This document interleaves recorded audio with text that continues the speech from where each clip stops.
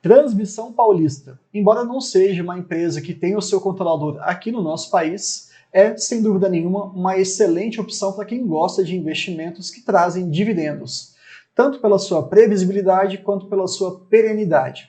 Vamos conversar sobre o resultado que acabou de sair no dia 23/2, referente ao ano de 2022. Me acompanhe até o final que alguns aspectos para esse ano de 2023 provavelmente você não está sabendo.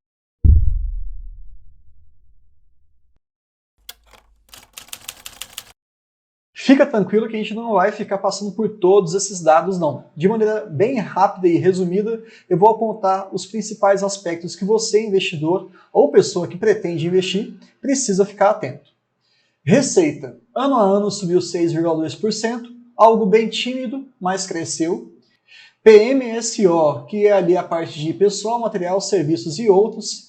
Bom, está representando aí seus custos, né, as suas despesas, aumentou mais do que a inflação, a gente vai também dar uma olhada nisso. EBITDA, aqui para mim é muito importante, porque parte, na realidade, todo o nosso dividendo vem em função do seu fluxo de caixa, né, sua geração de caixa, não propriamente ao lucro líquido e IFRS, mas também falaremos sobre isso, está praticamente de lado. O lucro líquido, né, está aqui já descrito, e eu acho que é legal a gente manter essa percepção. A margem EBITDA é uma margem muito elevada, dificilmente você vai encontrar outra empresa com esse tipo de margem. É claro que faz parte do modelo de negócios, né? Transmissoras têm uma margem EBITDA elevada e também uma margem líquida bem interessante, girando em torno de seus 28%. Bom, o ROI, a rentabilidade, ficou ali por volta dos seus 13%, está estável, né? Praticamente de lado. A dívida subiu 7,5%, e é um ponto que a gente tem que ficar muito atento, principalmente a parte de amortização em relação às suas parcelas a serem pagas, e isso também eu vou falar um pouco mais para frente. E o CAPEX, isso aqui eu gosto muito, todo mundo gosta de ver grandes investimentos. E nesse ano de 2022 nós tivemos quase 2 bilhões. Vamos lá, ninguém investe 2 bilhões sem saber o que está fazendo, né? Vamos então dar seguimento à principal parte que interessa para a gente que gosta de dividendos. O lucro líquido, e eu estou pegando aqui o lucro líquido regulatório. A gente tem que lembrar aqui de uma pequena diferença entre a Taesa e a TRPL. Eu vou chamar aqui a ISACETIP de TRPL porque é mais fácil, é o ticker, né? Cada uma delas distribui o seu dividendo de acordo com uma visão. A Taesa de acordo com o resultado IFRS, que é o padrão do nosso país, e também são normas, na verdade, internacionais. Agora, a ANEEL ela fez um ajuste, melhor dizendo, em relação a essa interpretação de dados, que é o nosso resultado regulatório. A TRPL decidiu trazer os seus dividendos em função do resultado regulatório, e a Taesa em função do resultado IFRS. Falado isso, vamos dar seguimento aqui. O lucro ele cresceu 6,8%, nós tivemos, infelizmente, um resultado financeiro, que também será explicado, aí que deu uma reduzida. Os custos também foram maiores do que nós gostaríamos, mas não tem como negar que a receita está subindo de uma maneira mais bruta, no seu sentido de ampliar a sua receita anual permitida, a RAP, seja através de investimentos com aquelas instalações que já existem, ou seja, com novas atividades vindas dos novos leilões que foram arrematados. Agora, muita gente no ano passado ficou na dúvida, pô, será que aquele dividendo que a gente recebeu é em relação apenas a 2022? Será que teve um pouco em relação a 2021? Bom, se você não acompanhou os outros vídeos que a gente falou sobre a empresa, que inclusive eu vou deixar o mais recente aqui em cima para vocês como card de sugestão, vamos fazer a conta, aprender a fazer esse cálculo para nunca mais depender de nenhum tipo de fonte de informação que não seja a própria empresa. O lucro do ano foi de 936,9 milhões. Ótimo. Olhando a composição acionária, nós temos ali 658 milhões de ações. Ok. Com esses dados, e também considerando que eles entregam um mínimo de 75% do lucro líquido regulatório, nós conseguimos chegar no total de dividendos, né, de proventos que você vai receber, ou que no ano de 2022 nós recebemos. Pega o lucro todo do período, multiplica pelo payout, 0,75, e divide pelo total de ações. Você chega em 1,06 por ação. É um resultado bem interessante, bem maduro, consistente, e é claro que nós temos que entender qual que é o grande desafio que nós temos para os próximos anos, tanto relacionados aí à RBSE, que nada mais é do que uma indenização, isso aumenta a receita, mas também para o ano de 2024 nós temos uma alta parcela para ser paga em amortização.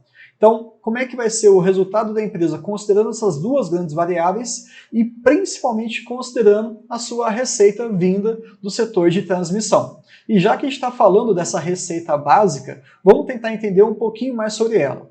No fundo, a empresa recebe não pela quantidade de energia que é transmitida de ponta a ponta, da geração até a distribuição.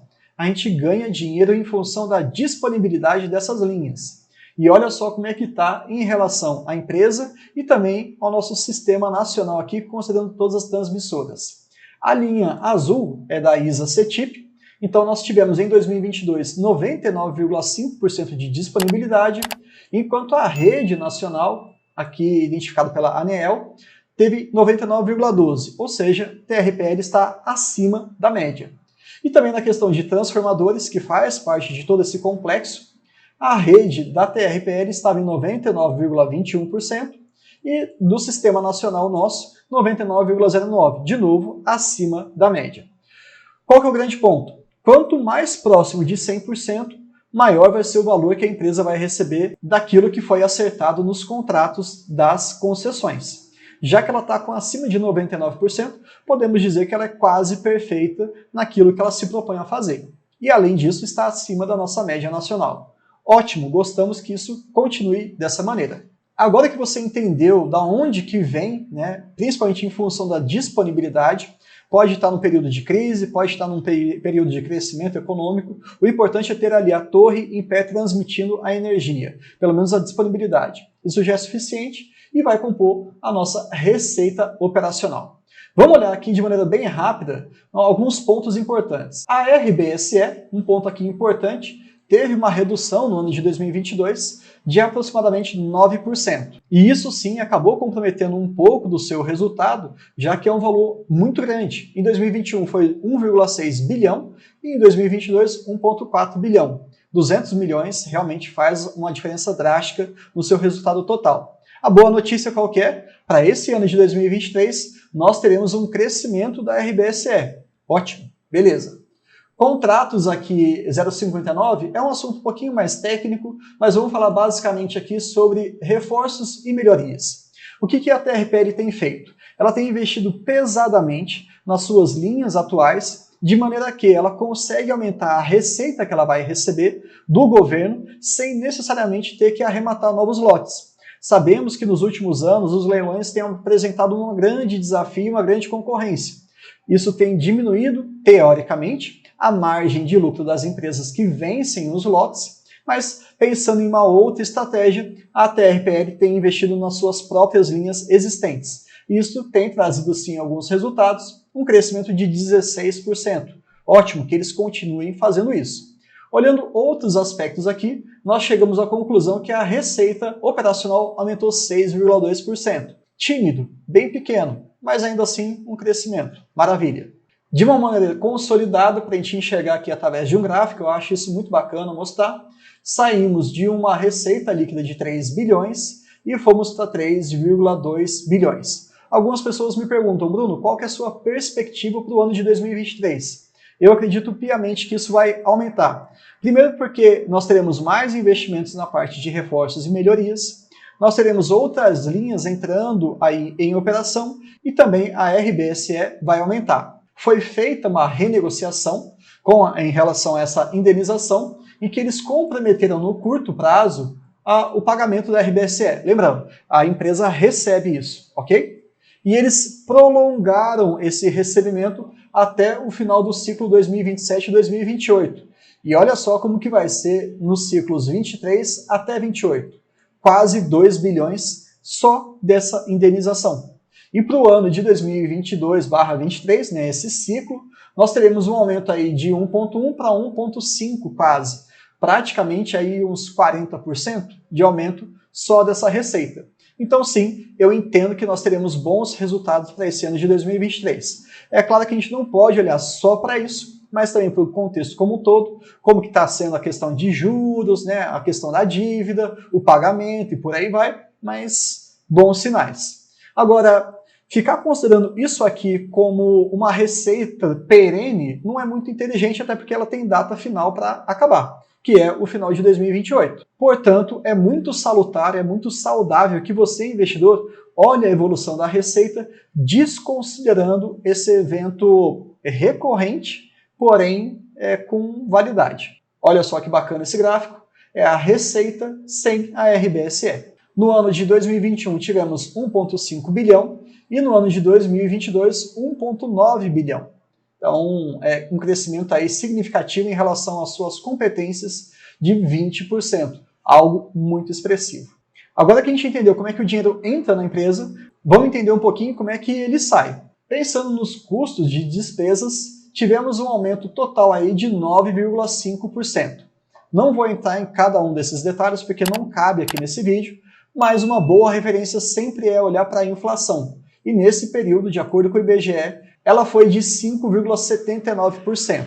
Então, aumentou o custo e a despesa mais do que gostaríamos, já que aumentar de acordo com a inflação é algo praticamente impossível de você escapar. Não tem problema, é um ponto negativo, mas que não vai mudar a minha visão em relação ao negócio como um todo. Tem N explicações para isso e o mais importante, não tira a nossa tranquilidade, pelo menos a minha enquanto investidor. O que não pode acontecer é isso começar a disparar para os próximos anos. Vamos acompanhando, isso aqui é um sinalzinho de alerta. Quando você pega, então, aqui nós tivemos de receita e também ali alguns custos, a gente consegue chegar no que a gente chama de EBITDA e também a sua margem. Olhando ano a ano, nós tivemos um aumento de 2,3 bilhão em 2021 para 2,4 em 2022, resultando aí proporcionalmente 4,6. Tudo bem, vida que segue, tá tudo certo. E olhando a questão da margem, que é algo que vai medir, querendo ou não, a eficiência da empresa, com os seus ajustes específicos, continua extremamente elevada. 75% de margem EBITDA é algo que chama muito a nossa atenção e gostamos disso. E aqui ele elenca alguns pontos em relação ao que ajudou e o que atrapalhou esse resultado. Tivemos um resultado positivo em relação ao reajuste de acordo com o IPCA, já que ele subiu nesse período. A nossa vida enquanto consumidor, enquanto cidadão brasileiro, aumento da inflação é péssimo. Agora, para a gente, enquanto investidor, isso é excelente se você tiver empresas de transmissão. Nós tivemos aí algumas entradas em operação de alguns projetos, principalmente em relação a reforços e melhorias, como a gente já conversou, e também Greenfield. Lembrando aqui rapidamente que Greenfield é aquilo que vem propriamente dito de leilões. Então, são projetos arrematados nos anos anteriores que começaram suas atividades agora no ano de 2022. Variação de parcela de ajuste, antecipação de período, alguns assuntos mais técnicos, e em relação aos pontos negativos nós tivemos um crescimento das despesas e dos custos, como nós já falamos, e também essa questão do reperfilamento da RBSE, que aconteceu a partir da segunda metade de 2021, foi um acordo que se chegou. No total, no final, se você olhar como era antes e como é que ficou, no frigir dos ovos, a TRPL foi beneficiada, tá? Não esqueçam disso. Tivemos um impacto no curto prazo, mas no longo, excelente. Olhando agora o outro lado, que é a parte financeira, lembrando que as empresas têm o lado operacional e o lado financeiro, o resultado não é tão bom não, tá? Sinceramente eu não gostei. Nós tivemos um aumento aí do resultado negativo em 29%. Em 2021 foi negativo em 630 milhões e agora em 2022 foi de mais de 800 milhões.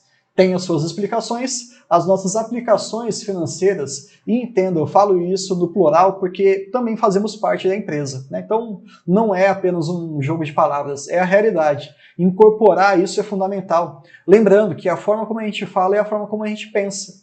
Então, se às vezes você não acreditar naquilo que você está fazendo, dificilmente naquele momento de mais dificuldade você vai ter mais resiliência para aguentar esses períodos mais turbulentos. Então, eu gosto de falar dessa maneira e não é à toa. O nosso rendimento em relação à aplicação financeira deu sim um resultado muito expressivo, aumentou 114%, mas ainda assim o nosso custo, né, a nossa despesa financeira, melhor dizendo, teve um aumento muito grande, principalmente aí dos juros e também ali de outras questões que eles não detalham propriamente dito, mas também teve um aumento expressivo ali de 29%. É claro que no frigir dos ovos você vai falar assim, putz, né, o rendimento aumentou 114%, ou seja, aquela receita financeira, mas a despesa ela aumentou 37% aproximadamente no total, juntando todas. Por que o resultado foi tão negativo, Bruno? Porque a base do valor total relacionado aí nessas duas visões é muito diferente. O que eu quero dizer? Tinha pouca aplicação, proporcionalmente falando, em relação àquilo que nós tivemos de despesa, fazendo com que, por mais que tenha aumentado muito a nossa receita proporcionalmente, não foi o suficiente nominalmente para conseguir melhorar em relação a 2021. É apenas um jogo matemático, mas está tudo sob controle, de verdade. Mesmo tendo esse aumento de 29%, a empresa tem apresentado números robustos, e é isso que a gente tem que ficar de olho. Muita gente também me pergunta aqui em relação, pô Bruno, qual que é a leitura que a gente tem que fazer em relação ao IFRS e em relação ao regulatório? Na minha humilde opinião, se você vai falar sobre TRPL, olhe para isso, para o resultado regulatório, porque é daqui que sai o seu dividendo. Se você quiser falar sobre Taesa, olhe para o IFRS. Olha a quantidade de novas variáveis que a gente tem que considerar para colocar no resultado do IFRS, fazendo com que a gente fique até um pouco distorcido. Poxa, quer dizer que existem duas maneiras então da gente avaliar o resultado da empresa, do seu lucro? Sim.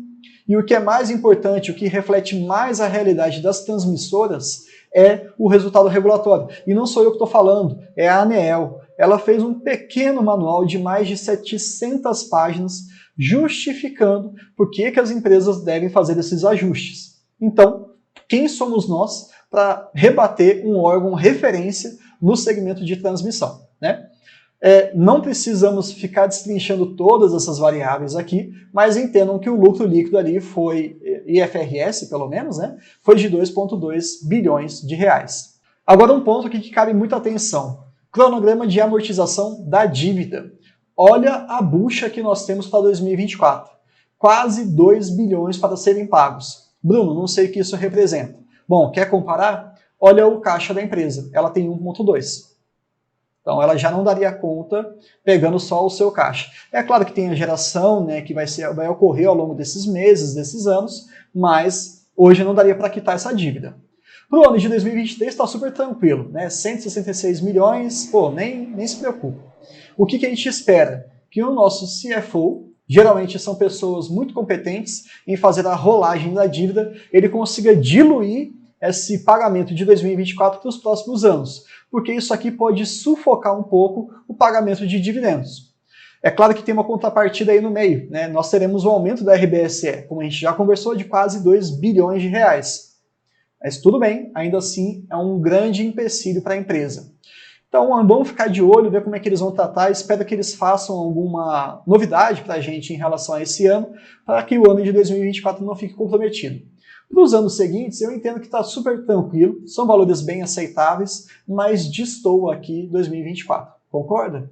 E aqui uma informação fundamental se você está de olho no endividamento e se isso vai ou não impactar nos seus dividendos. Olha só, a dívida líquida dividida pelo EBITDA ajustado tem aumentado sistematicamente ano após ano. Saiu de 0,9 em 2020, subiu para 2,6 em 2021, e agora 2,92 em 2022. E isso está relacionado à sua decisão em relação ao payout. Lembrando, 75% é que eles distribuem se esse endividamento chegar no máximo até 3, ok? Pelo Estatuto Social, eles têm que entregar apenas 25% do seu lucro líquido IFRS, como é o padronizado aqui no Brasil. Mas nesse caso, sempre que está abaixo de 3, eles entregam 75% do lucro líquido regulatório. E um outro ponto de atenção também é em relação à indexação, o custo dessa dívida. No ano de 2020, nós tínhamos ali algo em torno de 7,5% ao ano. Em 2021, 13%, praticamente dobrou, né? Teve um crescimento muito grande. E agora em 2022, um pequeno arrefecimento, mas ainda elevado, 12,78%. E por que isso? Principalmente devido aos seus indexadores. Boa parte está relacionada ali ao IPCA, nós temos ali por volta de 55% da dívida atrelada a isso, CDI 10% E também o CDI são outras formas de investimento, tá? de empréstimo, quase 26%. Ou seja, mais da metade é o IPCA e praticamente ali 35%, 36%, até um pouco, né? 37% quase, atrelado ao CDI. Então, sempre que esses indicadores estiverem elevados, a dívida também vai continuar elevada. E mesmo com grandes amortizações a serem realizadas, principalmente no ano de 2024, nós tivemos aí uma taxa de crescimento em relação aos investimentos excelente. Aqui nos projetos Greenfield, uma taxa anual aí de quase 20%, 2019 foi 630 milhões, 2022 já passou de 1 bilhão. Quando a gente olha reforços e melhorias, tivemos em 2022 824. Aí nessa hora você para, pensa e respira e fala, opa, peraí, Greenfield 1 bilhão e reforços e melhorias 800 milhões, foram quase 2 bilhões só no ano passado em investimentos. E olha que a gente está passando por um momento muito conturbado no mundo e no Brasil. E olha que eles têm desafios para pagar a sua amortização para os próximos anos. E ainda assim ela está nessa pegada, é porque ela realmente entende o que ela está fazendo.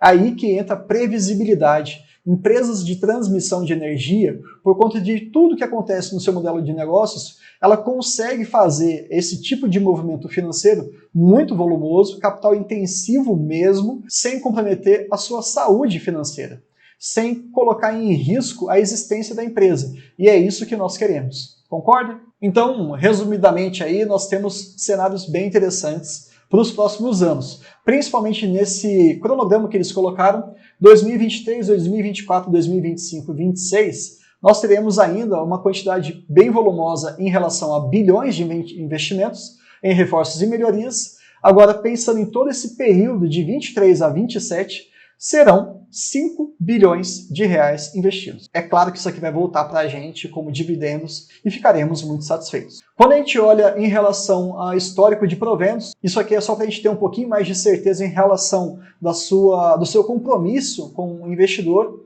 Geralmente eles entregam ali por volta de 80% a 100% do seu payout regulatório, mais uma vez vou falar isso. E em relação aos proventos de 2022, o resultado do exercício social de 2022, como nós falamos lá no início, foi de R$ 1,06, está batendo direitinho com as nossas contas e faz referência ao ano passado. Para esse ano de 2023, enxergamos sim algumas melhorias? Sim, eu tenho uma perspectiva positiva, mas calma lá. E por que eu vou deixar para vocês a questão de preço, se vale a pena comprar ou não, um pouquinho mais para frente? Porque eu quero fazer uma comparação das duas gigantes, a Taesa e a TRPL, a Isacetip. E por que isso? Porque eu acho que são duas empresas que se complementam demais na nossa carteira, inclusive eu tenho na carteira do canal, que é a minha carteira pessoal, vocês têm acesso todos os meses aos meus movimentos e tudo mais. Se você quiser entender e se você perceber que faz sentido esse tipo de conteúdo, se inscreve aqui no canal e deixa o like também. Eu acho que isso é muito importante e é a principal forma de você transmitir para a gente aqui no nosso canal se esse conteúdo vale a pena mesmo ser reproduzido e criado cada vez mais. Tranquilo? Dado esse recado, eu acho que é legal sim você comparar as duas empresas, principalmente para você fazer algumas comparações, já que elas não são 100% equivalentes. Exige do acionista ali uma maturidade para fazer a leitura de uma empresa e a leitura da outra empresa. E isso aqui vocês vão aprender. Quem acompanha aqui no canal provavelmente já sabe, mas eu gosto de sempre revisar essa parte mais educacional. Vamos agora para a parte final do vídeo, que provavelmente você não vai encontrar em outros canais aqui do YouTube. Primeira coisa que a gente tem que entender é, você imagina que o ano de 2023 vai ser absurdamente importante para a TRPL? Sabe por quê? Serão por volta de 50 bilhões de reais de investimento apenas para esse ano. Bruno, não sei quanto significa isso, se é muito, se é pouco. Então eu vou te ajudar. Saiu essa reportagem aqui na EPBR, é um canal que eu gosto bastante, que fala só sobre energia. Se você juntar todos os leilões de 2018 a 2022, dá 53 bilhões. O leilão de 2023 deve gerar em torno de 50 bi. E algumas pessoas ficam assim, porque o deságio está aumentando, o custo de pegar dinheiro emprestado também está aumentando por conta do contexto do país, não enxergamos tanta rentabilidade para essas empresas mais, as vacas gordas vão acabar, vai começar a vir um período de vacas magras. Sinceramente, você não é um investidor raso. Você não vai se limitar a esse tipo de conteúdo raso e muito fraco. Por que eu estou falando isso? Porque a gente precisa de argumento. Usa o raciocínio. Pensa, se você vai fazer um leilão que envolve 50 bilhões, é muita grana. Já entendemos que ele vai ter um patamar maior de investimento. Você acha mesmo que qualquer empresa transmissora do nosso país vai ter grana para fazer esse investimento? Claro que não. E se essa empresa menor arrematar esse lote, ela provavelmente não vai conseguir pegar com uma dívida baixa, porque provavelmente ela não tem grandes garantias. Então entendam, esse momento de 2023 é muito favorável para a Taesa e para a TRPL. São duas gigantes e provavelmente elas vão ter algum destaque importante. Lembrando, a TRPL ela fechou 2 lotes no primeiro leilão de 2022. Se você quiser, eu vou deixar como card aqui para vocês verem todo o resultado, como é que funciona a dinâmica, é bem bacana, tá? Mas entendam, eu acho que o ano é muito favorável. E dado que pouca gente vai conseguir participar desses grandes lotes, se você tem uma concorrência menor, necessariamente a gente espera que aconteça um deságio menor. E se você não estiver entendendo, de verdade, veja esse vídeo que eu acabei de indicar para vocês, porque a lógica do leilão de transmissão é às avessas. Quem receber menos, quem aceitar receber menos, ganha o lote. Bom, dado isso, vamos para a segunda informação. Geralmente nós temos 2 leilões por ano, um no meio do ano e um no final. A ISA-CETIP ela fechou o lote 3 e o lote 6. Olha o tamanho desse lote aqui que ela fechou, que é o terceiro. 285 milhões como RAP, né, para cada ano. Isso é um incremento violento na sua receita. É muito bom mesmo. É um dos 3 maiores lotes que foram arrematados, né, lá naquele meio do ano de 2022.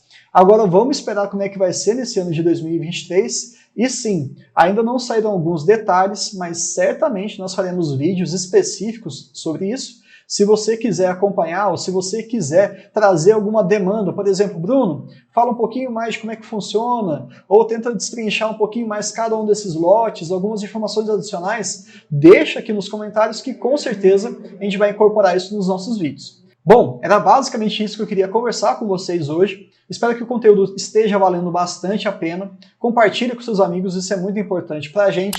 E pouco a pouco nós vamos trazendo mais informações. Eu não sei como é que o mercado vai se comportar daqui a alguns dias em relação à TRPL, mas eu já deixo entregue para vocês essa informação. Muito provavelmente vai ser o meu aporte do mês de fevereiro.